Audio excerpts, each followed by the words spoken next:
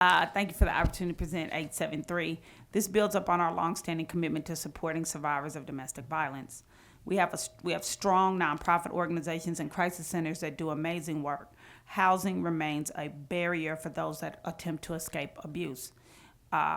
This creates incentives for property owners to be a part of the solution by converting abandoned properties into operational shelters and by making residential rentals available to survivors. It's practical, it's cost effective, and it expands housing, and we know we have a big homeless problem.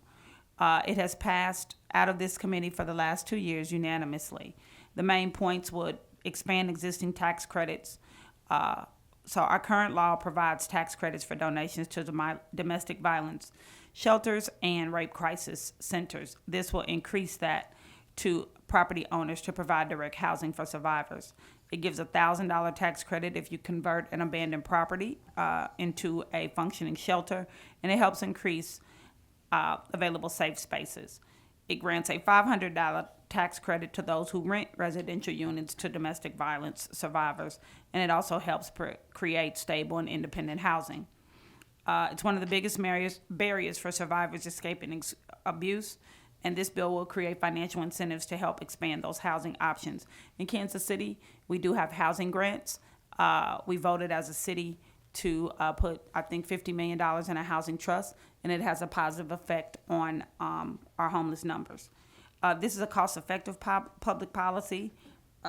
It's a minimal fiscal impact, and it utilizes existing resources like the abandoned properties and private rentals, rather than relying solely on state funding. Our current law focuses on shelters but doesn't address the housing gap that we have for survivors. And this will incentivize the private sector so that we have public-private partnership.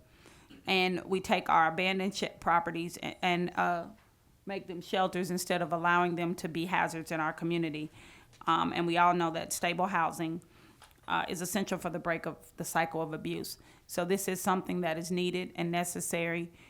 We do have folks in my own community, in my district, that are attempting to turn houses into small domestic violence shelters. They just need a little help.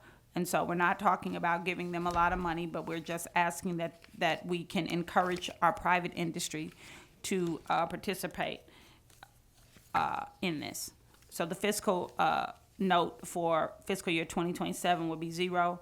The most it could exceed in 2029 would be 329, and that depends on how many people would actually apply for those tax credits. But remember, when they apply for those tax credits, that means that those people now have a home, and that those people can now go get a job, and they can reunify themselves into the community, into society. And I'll answer any questions.